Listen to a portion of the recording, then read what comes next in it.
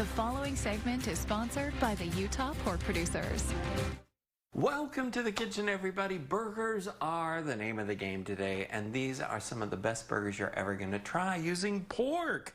So I just pick up like a pork roast at the grocery store, and then what I'll do is I'll cut it into small pieces and then grind it up. I have a food grinder, you know, a meat grinder that attaches to the KitchenAid mixer, and then I grind it up in there.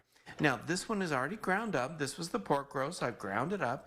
And then what I do is I just add in a pork rub, your favorite pork rub seasoning to it, put it in there, mix it around, and most importantly, you're going to add a couple of eggs into it because the eggs are going to help bind it and hold it together when it cooks. And so what I'm doing over here is just prepping how I'm going to cook them.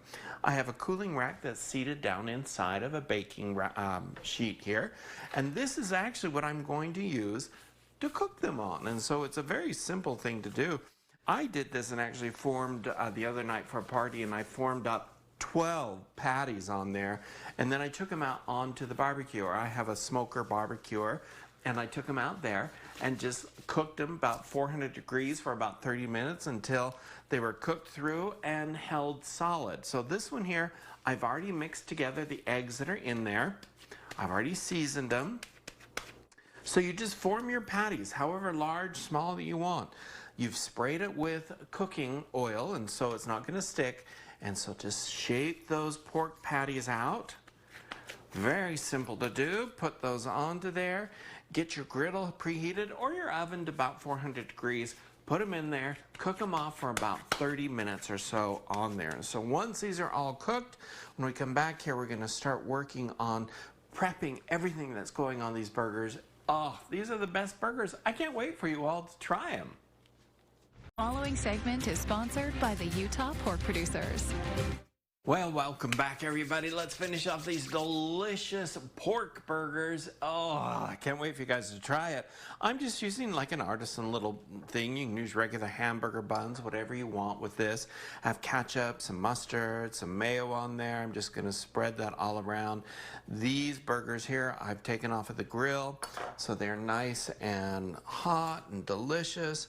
Just add that right to it, and then you can build these pork burgers just like any other burger that you enjoy.